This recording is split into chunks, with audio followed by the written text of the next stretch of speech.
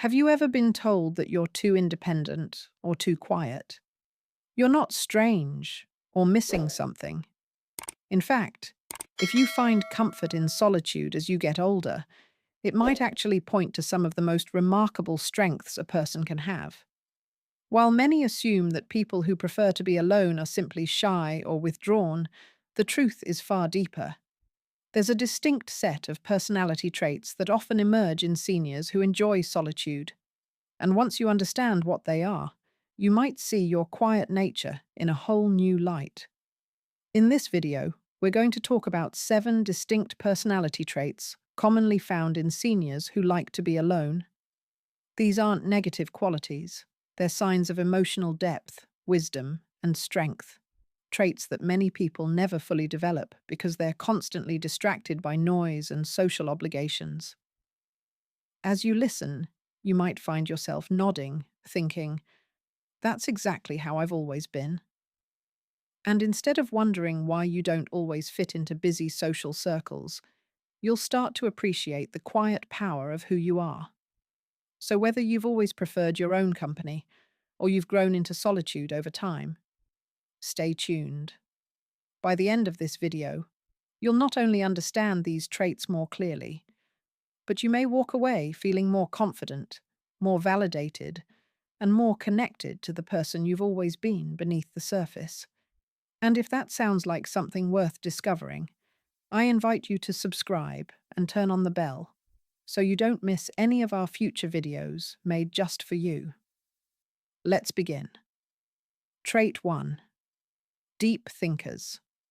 People who enjoy spending time alone often carry a mind that never truly rests. They're deep thinkers, individuals who use solitude not to escape life, but to understand it. While others may rush through days filled with noise and stimulation, these seniors take time to reflect. They process conversations after they've happened. They revisit old memories, not to dwell, but to draw lessons. They think about what things mean, not just what they appear to be on the surface. Take Leonard and Ralph, both 74. Leonard is always surrounded by people, clubs, meetings, phone calls. His calendar is full, but his thoughts often skim the surface. Ralph, on the other hand, spends quiet mornings with a cup of tea and a notebook.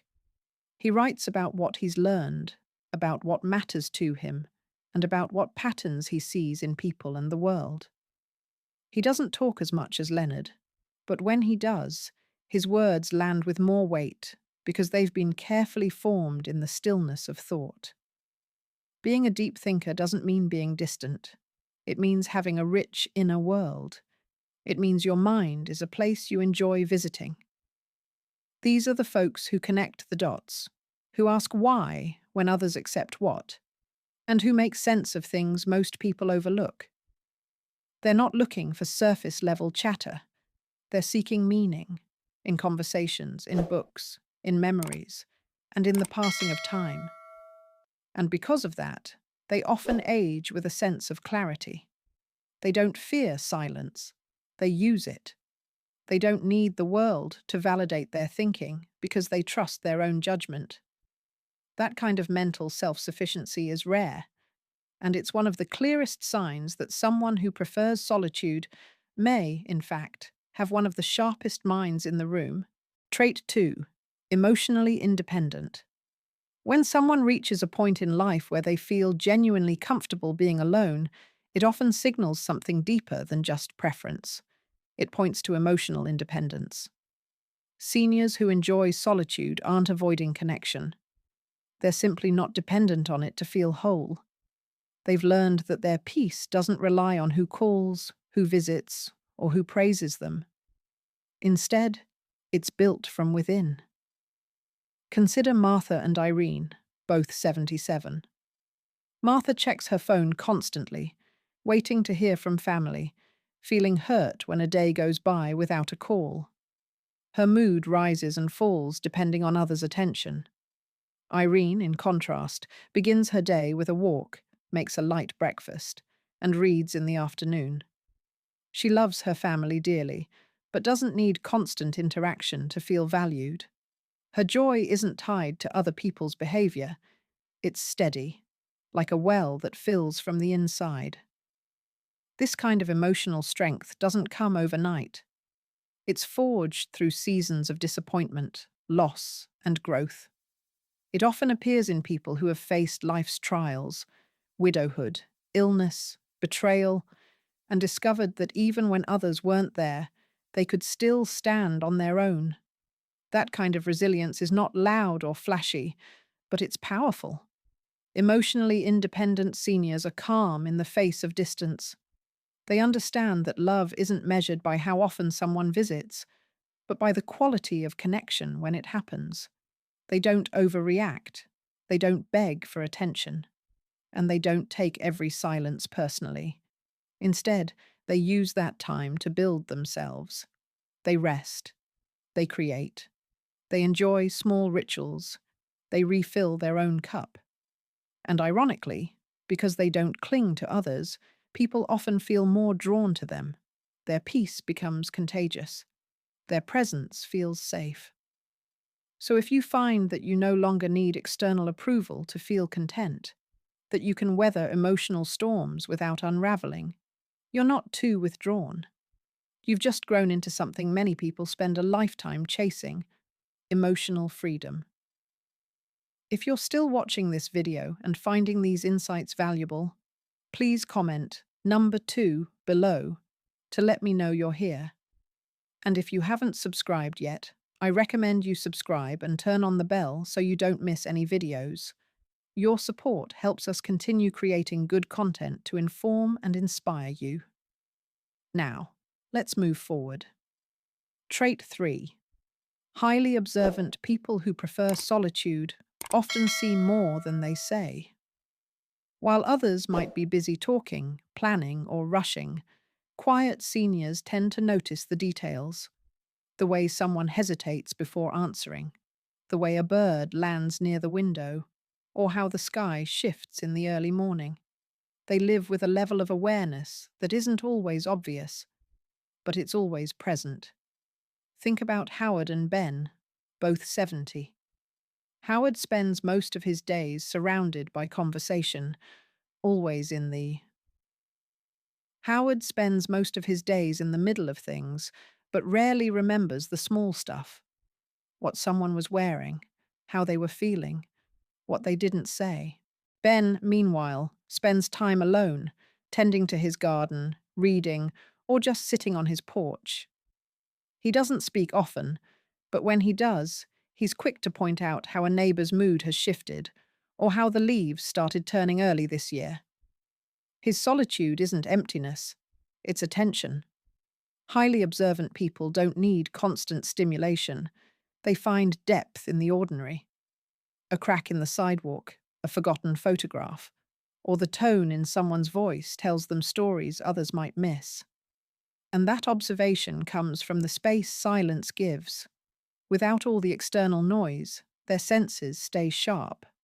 This quality makes them valuable in quiet, steady ways.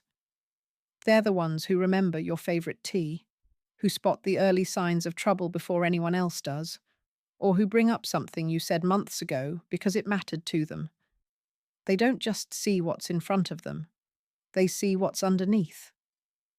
In a world that's constantly moving, constantly shouting, this kind of sensitivity is rare, and it's often misunderstood. People assume silence means someone isn't paying attention, but often it's the opposite. They're paying deeper attention than anyone else in the room.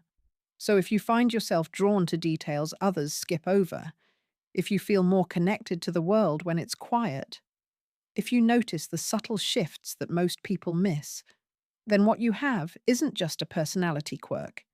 It's a strength, one that's been quietly growing stronger with every moment of stillness you've chosen.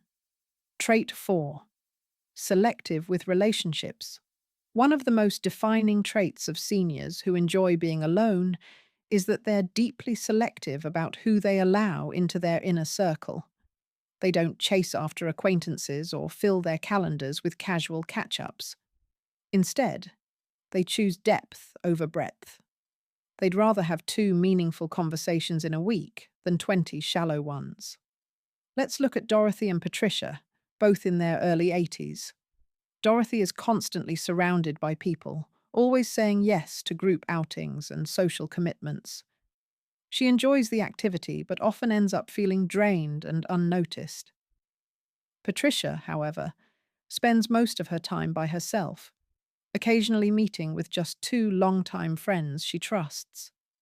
They talk about real things, life, purpose, even fear.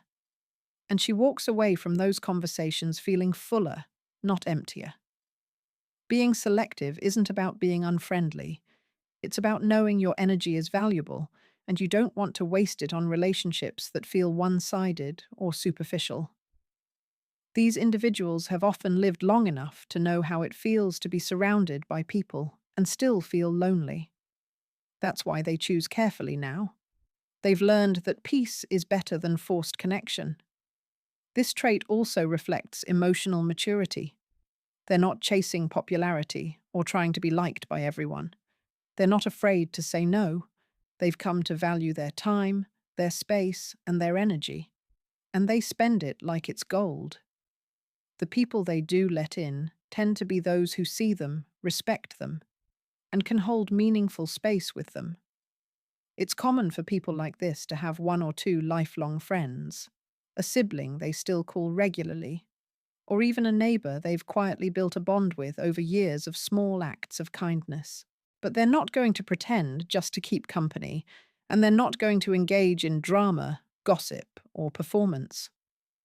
If you've found yourself stepping away from large groups, feeling more drawn to quiet connection than busy gatherings, that doesn't mean you're becoming isolated.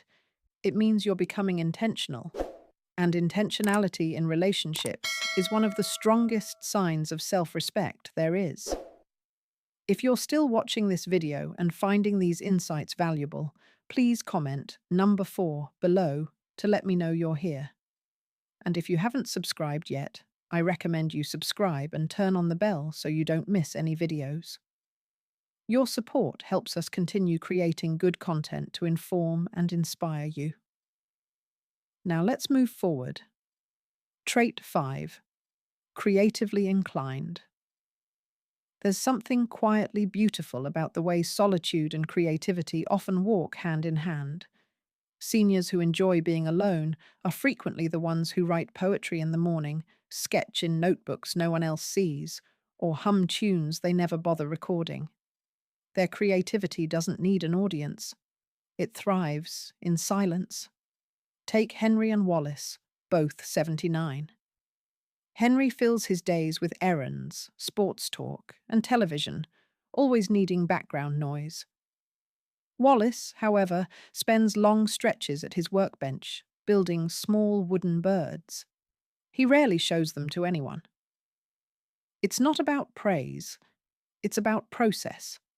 That quiet focus, that act of creation, gives him purpose. It connects him to something bigger than himself. Being creatively inclined doesn't mean you have to be a painter or a novelist. It means you have a mind that plays, that rearranges ideas, finds beauty in patterns, and turns solitude into a canvas. It might show up in the way you rearrange your home, how you cook a meal, or how you organize your garden. The creative spark doesn't need applause. It just needs room. And seniors who seek solitude often do so because that's where that spark lives. In the absence of chatter, they hear melodies. In the quiet of a morning, they stitch together words. In a sunbeam falling across the floor, they feel inspiration. Their creativity is personal, intimate, and often sacred. This kind of personality trait is deeply nourishing. It helps prevent cognitive decline, offers emotional release, and adds meaning to days that might otherwise feel too still. When the world slows down, creative people speed up inside. They write letters, build model trains, knit scarves for neighbors, or craft stories in their minds they may never tell aloud. And while others might see them as loners, what they don't see is the rich, textured world unfolding behind their eyes. It's not isolation, it's imagination. It's the ability to take something plain and make it beautiful. Not for anyone else's approval, but because the act itself feels right. If you've felt this, if you find joy in making, building, writing, or simply dreaming, especially when you're alone, then know that this is not a small thing. It's a sign of deep vitality, a personality tuned to the music beneath the noise.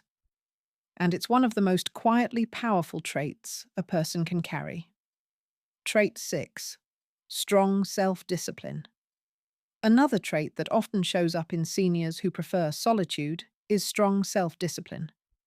These are individuals who don't need someone else to tell them when to get up, when to take their medication, or how to stay on track with their routines. They're guided by something internal, a quiet rhythm they've built over time. Let's consider George and Harold, both 82. George thrives in group settings. He joins every senior class, depends on group reminders to take care of himself, and feels lost without outside structure. Harold, on the other hand, begins his mornings at the same time each day. He makes his bed, does light stretching, and prepares a simple, nourishing breakfast. No one's watching. No one's grading him. He does it because it brings him peace, because it aligns with who he is. That kind of internal consistency is no accident. It comes from a lifetime of learning how to keep promises to yourself, even when no one else is around. It's what allows these seniors to remain calm and grounded, even when life becomes unpredictable. When they're faced with a challenge, a new diagnosis, a family issue, a change in routine, they don't fall apart. They adjust. They rely on their habits, their values, their quiet structure. And often, this discipline is invisible to others. It's not dramatic or loud. It's in the way they remember to water their plants, the way they write down their grocery list, the way they track their blood pressure without being told. They don't expect others to carry their load. They've learned how to carry it themselves, with steadiness and grace. This self-discipline also brings a deeper form of freedom. When you trust yourself to follow through, you don't need to rely on others to keep you going. You become the architect of your own life. Even if it's a small, simple life, that sense of ownership builds confidence. And that confidence spills over into everything else. How you walk, how you speak, and how you face each new day. So if you've found that you can stick to routines without being told, that you hold yourself to a certain standard even when no one's watching, then recognize that for what it is. It's not rigidity, it's self-respect. And it's one of the clearest signs of a strong, quiet character. If you're still watching this video and finding these insights valuable, please comment number 6 below to let me know you're here. And if you haven't subscribed yet, I recommend you subscribe and turn on the bell so you don't miss any videos. Your support helps us continue creating good content to inform and inspire you. Now let's move forward. Trait 7. Spiritually grounded. There's a kind of peace that settles over people who no longer need the world to keep them company.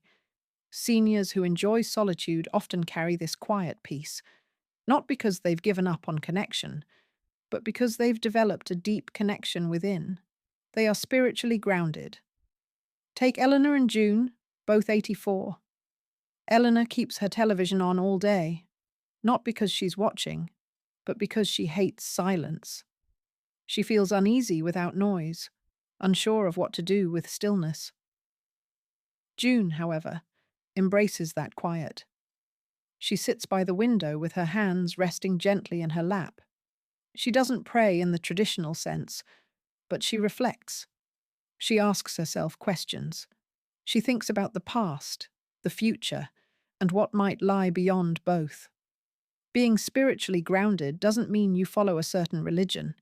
It means you've found a way to connect with something deeper, whether that's nature, faith, memory, or meaning itself. You've begun to understand that life isn't just about what you do, but how you carry it. This trait often emerges in people who have seen both joy and suffering. They've loved and lost, succeeded and failed. And somewhere along the way, they stopped needing all the answers. They became okay with mystery, with waiting, with knowing that not everything has to be fixed or explained. And this quiet spirituality becomes a source of strength. When others panic, they stay calm. When others complain, they listen. When life gets hard, they go inward, not to escape, but to find steadiness. They've cultivated a relationship with the silence, and in that silence, they've found peace.